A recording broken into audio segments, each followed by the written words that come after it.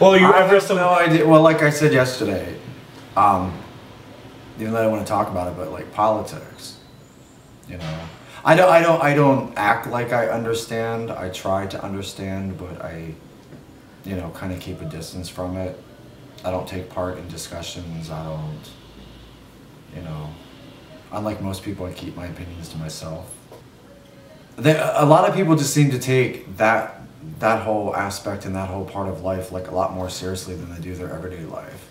You know, they think that, you know, yeah, the changes in government and things that happen do affect us, they do affect people, but there's a lot more I think people could be concerned about, you know, going on, you know, in their own life, in their own neighborhood, in their own family. It's not until somebody's running for office that everyone all of a sudden becomes political. People want to talk about, you know, how horrible war is and that kind of thing, but in a way, discussing politics and getting into fights with people, you're creating your own kind of war with that. So it's really no different. I mean, minus the loss of lives, but the whole argument aspect and people, you know, really getting violent about it. You know, there have been instances of people, you know, being attacked over their opinion, having something to do with politics. For certain people, it gives them a purpose in life. They don't look around them. They don't look to see what they have, what they could appreciate. You know, I always look down as much as I look up. I'm very, you know, well aware of my surroundings. You know, most people in life, they just look straight ahead. They think it's more interesting to follow someone else's life and not even realize what they have and what they're missing out on their own. In some ways, it's made life easier. You know, you don't have to wait for a letter in the mail to get pictures of, you know, family members. You can have it within minutes, emailed to you, posted online, you can share things.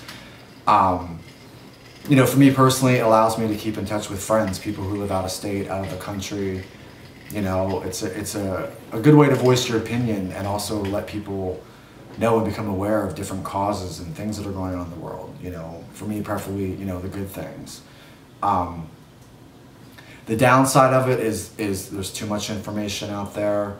A lot of people who, you know, were very picky, before all this, were very picky back in the day about people even having their phone number. It's now with the social networking, you can virtually get anything you want on anybody. Sometimes I have two minds of it, because sometimes I feel like, well, people on social networks are just who they would be if you knew them. And it's been my experience when I meet someone, the way they interact on Facebook is pretty much who I meet. Yeah. So there, you can figure out who someone is a little bit. You can get really good clues. I think some people put too much information out there. But the people that check in, if you check in, like I just started, you know, when I came here doing the check-ins or whatever. If it's a general location and it's, you know, where there's going to be like a lot of people, no big deal. But when you're checking in at a friend's house and their address is appearing online, to me, that just says stalk me. And in a way, social networking is changing it, like you said, with everybody kind of becoming like, you know, the new celebrities or whatever. If you look at, you know, Hollywood is a good example. Every year, you know, there's like a new set of actors and actresses, and the ones from before are now gone. You know, like... It's so quick. The ones that are still hanging on are the ones who were pre-internet, pre-everything, you know, that made the actual legit careers. And now you're having people, I mean, there are people just posting crazy stuff online, and that eventually becomes a TV show, or it becomes, you know, a book, or it becomes, you know, something. And I think a lot of people, I mean, there are people like me, I share what I'm doing. I'm not one of the most interesting people, but I do put things out there. And then there are a lot of people that social networking to them is to get their name out there, is to become, you know, somebody, get a movie deal, get a book deal, because a lot of people are discovered that way. I think as things progress, I mean, the last thing to step in would be the government, you know, to have their part. Do you think they could step in and say, and regulate I think it? they're already involved, but they don't, you know, the way they operate, they don't share information of what they're doing. I mean, do you think we would revolt if that happened? Do you think that would be the ultimate? Well, people are ready to revolt because of, you know, Facebook buying people and right. buying Instagram and changing your privacy settings, and, you know, but these are all the same people that are complaining about that. They're all the same people that are putting their personal information out there to begin with, you know, and then if somebody gets a hold of it, they want to scream, and it's like, you know, once you put it out there, you know, and you delete it, it doesn't matter. It's still out there. Right, it's there. You know, people are gonna get it. And that's true for everything, really, even in real life. Yeah, you can't erase something. You No. know, once you've done it, you've done it, and Do you have anything like that you regret? no, not that no. Because I'm a person that I speak my mind and what I have to say. I'm not one of those people where I'll post something, and then you know people start firing back, and I'm like, oh, I should probably delete that. No, once I say it, I've said it. Somehow I think we had missed it. A turn of phrase on quicksand, caught by another way underground. We found no kind of diamond or sapphire across the telephone wire. I might have heard a lot more than you, and the more that we guessed it, the more it became unknown. Kept moving against it, kept burning the bridge that led home.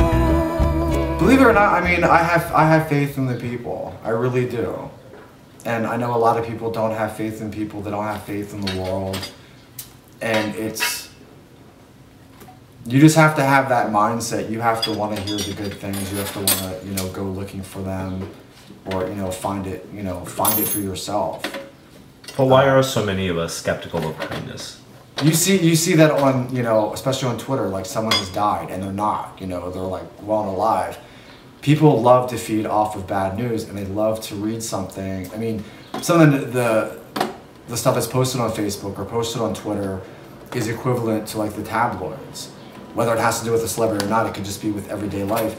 People, I don't want to say everybody, but a large majority, they believe everything they read, and they just run with it. What does that say about us? Or what does that say about those people? They're not free thinkers. They have to be a part of the majority. Like a lot of people are scared to be individuals. It's like with, you know, it's like when you're a kid and, you know, you have your friends or whatever. It's right. like, are you gonna, you know, jump off a bridge if they tell you to, or are you gonna do, you know, have a little bit of common sense? And I think the world has kind of, in its way, dumbed itself down. Well, nothing takes more courage than being yourself, though. Yeah. Nothing. Nothing that you will ever achieve in life will be greater than that.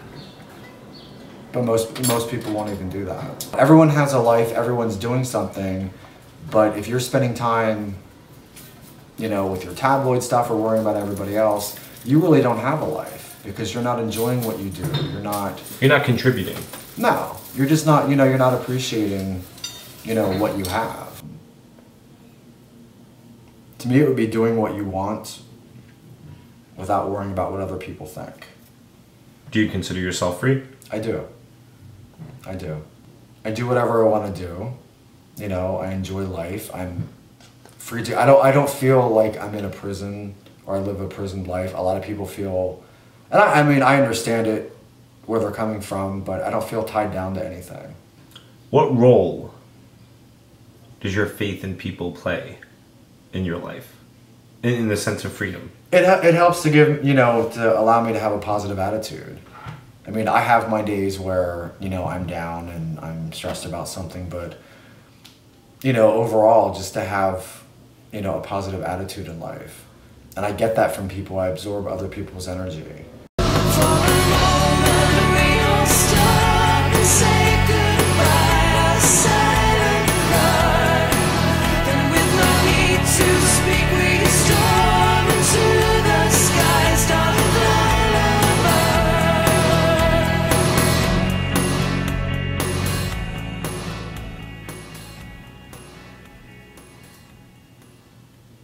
Definitely, I would say one of the contenders would be Lana Del Rey's Born to Die.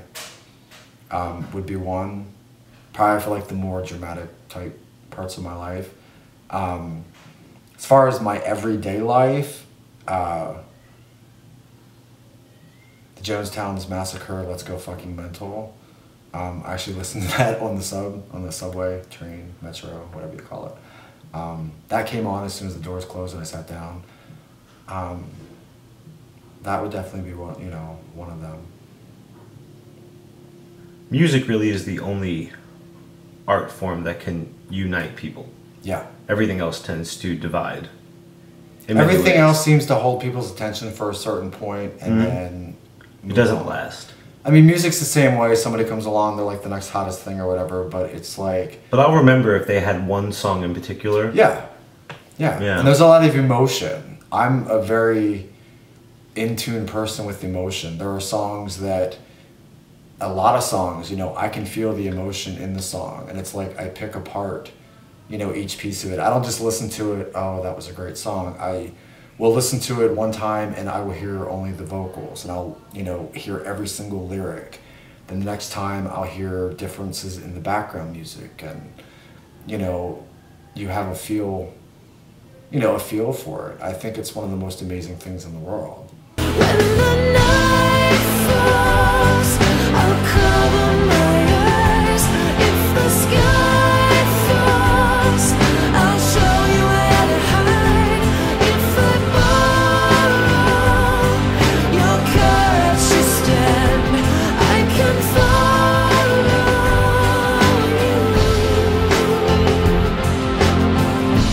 I'll hook you up next time I come on. I paid like almost $14 for a pack of Newport here.